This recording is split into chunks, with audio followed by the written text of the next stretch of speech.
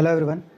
चलिए आज का वीडियो मेनली हम लोग रीट्स के बारे में बात करने वाले हैं। ठीक है, तो मेनली अगर रीट के बारे में बात करें तो रीट आखिर होता क्या है और ये कितने प्रकार के होते हैं। ठीक है, तो रीट में अगर आपको मैं सिंपल वे में समझाऊं तो रीट का मतलब होता है कोर्ट या जुडिशरी के द्वारा आदेश जारी किया जाता है, उसको हम रीट कहते हैं। या फिर आप इसको सिंपल वर्ड में कहो तो लास्ट ऑर्डर भी बोल सकते हो। कोर्ट के द्वारा अगर जो लास्ट ऑर्डर दे दिया जाता है उसको हम रीट कहते हैं। अब हम इसके जानते हैं डे टू डे लाइफ में अगर रीट को समझना है तो देखो, जैसे कि आप किसी को बोलते हो कि मैं आखिरी बार बोल रहा हूँ वरना अंजाम सही नहीं होगा, दैट मीन्स उसको आप लास्ट वार्निंग दे रहे हो, लास्ट वार्निंग दे रहे हो। तो इसी को पॉलिटी के माध्यम से इसे हम रीट कहते हैं, पॉलिटी में से रीट कहते हैं।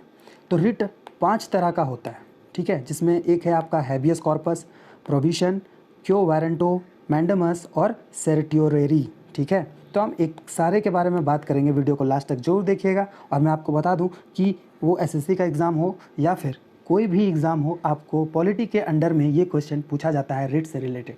ठीक है, तो जैसे कि आपको पता है कि यहाँ पे एक क्वेश्चन दिया हुआ है, ये क्वेश्चन को मैं अभी नहीं बताऊँगा। सबसे पहले मैं सारे रीट्स को एक्सप्लेन करता हूँ, आपको अच्छे से समझा देता हूँ हिंदी में, उसके बाद ये क्वेश्चन पर हम आएंगे। ठीक है, तो सबसे पहले हम बात करते हैं रीट का। तो रीट 5 तरह के रीट होते हैं। सबसे फर्स्ट का बात करें तो वो है आपका हैबियस कॉर्पस। ठीक है, हैबियस कॉर्पस का अगर मतलब जानो तो इसका मतलब होता है to have the body, to have the body, या फिर bring the body, bring the body. आइए अब इसको मैं अपने तरीके से समझाता हूँ। इसका मतलब क्या होता है, ब्रिंग द बॉडी का मतलब क्या होता है कि मान लो अगर आप कस्टडी के अंदर हो और आपके परिवार आपसे मिलना चाहे कोर्ट पर। ठीक है, जब सुनवाई होता है कोर्ट पर और वो आपके परिवार आपसे मिलना चाहते हैं, बट पुलिस अधिकारी आपको कोर्ट पर हाजिर नहीं कर रहा है, मतलब कि आपको वहाँ पे नहीं ला रहा है, तब जो आपके घर वाले होंगे वो कोर्ट से अपील करेंगे कि मतलब कि जो आप है आपको कोर्ट पर लाया जाए। तो कोर्ट हैबियस कॉर्पस जारी कर देगा और पुलिस को या फिर जो उसको कस्टडी में लिया है उसको बोला जाएगा ब्रिंग द बॉडी। ठीक है, तो हैबियस कॉर्पस का मतलब सिंपली समझो तो to have the body of या फिर ब्रिंग द बॉडी। ठीक है, इससे ज़्यादा सिंपल हो ही नहीं सकता। ठीक है, हैबियस कॉर्पस समझ में आ गया। चलिए बढ़ते हैं आगे। हार्ड था क्या? नहीं था ना, बिल्कुल ईजी था। अब अगर हम लोग बात करें मैंडमस। ठीक है, मैंडमस लिखने की ज़रूरत नहीं है, बस समझो कि आखिर ये है क्या। ठीक है, मैंडमस, क्योंकि आपको यहाँ कहीं डिफाइन करने आएगा नहीं, बस अगर आप इसको समझ लेते हो या फिर एक रफ पेपर में आप इसको हिंदी में ही नोट कर लो जो मैं बोल रहा हूँ, तो फिर आपको ज़िंदगी भर याद रहेगा। ठीक है, मैंडमस, मैंडमस देखिए कब जारी होता है। मैंडमस का मतलब होता है टू गिव द मैंडेट या फिर to do your job, to do your job. दोस्तों इसका मतलब क्या हुआ, जैसे कि आप पुलिस अधिकारी के पास जा रहे हो, ठीक है, और वो आपका केस लिखने से मना कर रहा है, लिखने से मना कर रहा है, या फिर वो आपका केस नहीं लेता है, या फिर आप कह सकते हो कि कोई अपना काम नहीं कर रहा है। ठीक है, कोई एक पोस्ट पर हो और वो अपना काम नहीं कर रहा, तो आप कोर्ट पर अपील कर सकते हो और कोर्ट मैंडमस जारी कर देगा, तो फिर उसको वो काम करना पड़ेगा। ठीक है, इसका मतलब होता है टू डू योर जॉब। यहाँ तक क्लियर? मैंडमस भी हार्ड नहीं था, मतलब कि टू डू योर जॉब, बस अगर इतना बात याद रखते हो तो मैंडमस याद रहेगा। ठीक है, तीसरा है आपका प्रोविशन। ठीक है,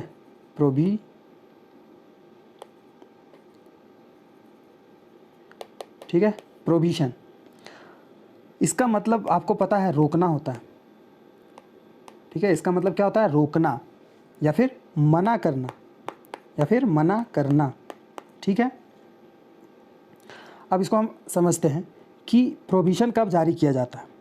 जैसे कि मान लो अगर मैं हूँ, ठीक है, मेरा नाम सुजीत है और यहाँ पे राम है। ठीक है, अब देखिए जैसे मान लीजिए मेरा और इसका विवाद चल रहा था किसी एक केस पे, और वो केस कुछ भी हो सकता है। ठीक है, वो केस कुछ भी हो सकता है। अब ये सुजीत और राम में जो विवाद चल रहा था उसमें मेरे हित पे डिसीजन आया, मतलब कि मुझे मेरे साइड पर उन्होंने हाई कोर्ट ने दिया, ठीक है, डिसीजन किया। तो ये जो राम था इसने फिर कुछ दिनों के बाद ये केस को रीओपन किया, ठीक है, रीओपन किया और कहा कि मैं सेटिस्फाइड नहीं हूँ उसके हाई कोर्ट के डिसीजन से। तो फिर ये केस को हाई कोर्ट फिर एक्सेप्ट कर लिया, ठीक है, एक्सेप्ट कर लिया और फिर मेरे पक्ष में ही ये डिसीजन आया। मतलब कि राम यहाँ पे क्या कर रहा है, राम ये बार बार केस को रीओपन करता है और हाई कोर्ट एक्सेप्ट भी करता है, तब सुप्रीम कोर्ट हाई कोर्ट पर प्रोहिबिशन लगा सकता है। क्यों लगाएगा? क्योंकि आप खुद समझो कि ये बार बार रीओपन कर रहा है केस को और हाई कोर्ट बार बार एक्सेप्ट भी कर रहा है। इसका मतलब क्या है कि हाई कोर्ट खुद पर क्वेश्चन मार्क कर रहा है, क्योंकि डिसीजन तो हाई कोर्ट ही ले रहा है ना, डिसीजन तो हाई कोर्ट ही ले रहा है और फिर वो एक्सेप्ट भी कर ले रहा है उसके केस को रीओपन करने के लिए। तो ये सारी चीज़ को सुप्रीम कोर्ट देख रहा है। तो सुप्रीम कोर्ट अब क्या करेगा? प्रोहिबिशन जारी कर देगा, मना कर देगा कि ये आपके अधिकार के बाहर है और वो केस को वो खुद ले लेगा, सॉल्व करेगा, या फिर उसे कहेगा प्रोहिबिशन, या फिर उसे कहेगा कि सिंगल डिसीजन दो, ठीक है, फाइनल डिसीजन दो, ठीक है। तो प्रोहिबिशन भी आपको समझ में आ गया होगा। अब बढ़ते हैं आगे फोर्थ पे। फोर्थ है आपका सर्टियोरेरी। ये क्या होता है? ये होता है प्रोड्यूस द सर्टिफिकेट, ठीक है। इसका मतलब होता है प्रोड्यूस द सर्टिफिकेट। मतलब जब कोई लोअर कोर्ट कोई भी डिसीजन लेता है, लोअर कोर्ट का मतलब जैसे मान लो अगर यहाँ पे सुप्रीम कोर्ट है और हाई कोर्ट है, ठीक है, हाई कोर्ट है, तो हाई कोर्ट लोअर कोर्ट हो जाएगा अभी के लिए। ये हाई कोर्ट है, मतलब कि ये अपर है और ये अभी लोअर है, क्योंकि सुप्रीम कोर्ट तो हाई कोर्ट से ऊपर होता है ना जी, ठीक है। तो जब कोई लोअर कोर्ट कोई भी डिसीजन लेता है तो हाई कोर्ट मतलब कि सुप्रीम कोर्ट, हाई कोर्ट मतलब उसके ऊपर वाले कोर्ट, ठीक है। तो हाई कोर्ट ये पूछ सकता है कि आप किस बेसिस पर डिसीजन लिया, ठीक है।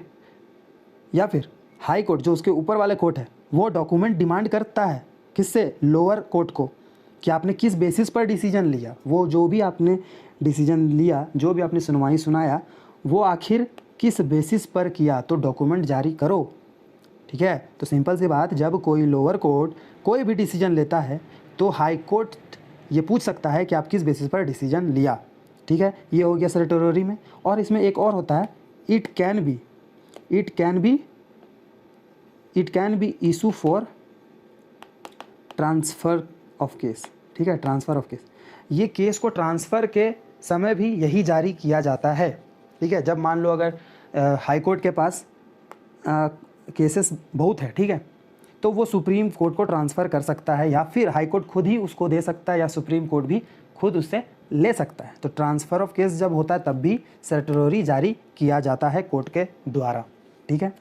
अब लास्ट करते हैं जो है आपका क्यो वारंटो, ठीक है। क्यो वारंटो देखो बहुत ही ईजी है। इसमें याद रखना कि कोई भी ऐसा व्यक्ति, मतलब कोई भी व्यक्ति हो जिसने कोई भी पब्लिक पोस्ट धारण कर रखा हो, मतलब जैसे वो टीचर हो, पुलिस हो, या फिर लॉयर हो, या फिर कोई भी पब्लिक पोस्ट धारण करके रखा हो, ठीक है, या बड़ा बिजनेसमैन हो, कुछ भी, ठीक है। तो वो पोस्ट धारण कर रखा हो लेकिन वो पोस्ट के लिए वो योग्य ना हो, मतलब कि वो उसके लिए डिज़र्व ना करता हो, ठीक है। ऐसे केसेस में जुडिशरी उसके खिलाफ ये जारी कर देता है, दैट इज़ क्यो वारंटो जारी कर देता है कि आप उस पोस्ट पर हो तो किस बेसिस पर आप उस पोस्ट को होल्ड किए हुए हो, उस पोजीशन पर हो तो वो पोजीशन को किस बेसिस पर होल्ड किए हुए हो, ठीक है। तो यही होता है क्यो वारंटो। ये जारी तब होता है जब कोई भी व्यक्ति पब्लिक पोस्ट धारण कर रखा हो लेकिन उसके योग्य ना हो, तब ये जारी किया जाता है उसके खिलाफ में, और उससे रिप्लाई मांगता है, जुडिशरी को रिप्लाई देना पड़ता है कि आप उस पोस्ट को होल्ड किए हो तो किस बेसिस पर, ठीक है। तो ये था आपका क्यो वारंटो।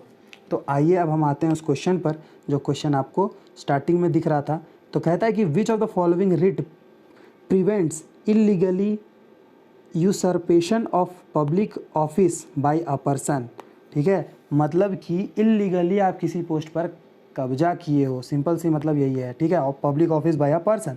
तो आपको मैंने अभी बताया था कि क्यो वारंटो ही ऐसा है कि जिसके लिए आप योग्य ना हो और आप उस पोजीशन को होल्ड करके रखे हो, तब क्यो वारंटो जारी किया जाता है। तो सही आंसर बी हो जाएगा। ठीक है दोस्तों, आई होप आपको सारी बातें समझ में आ गई होगी।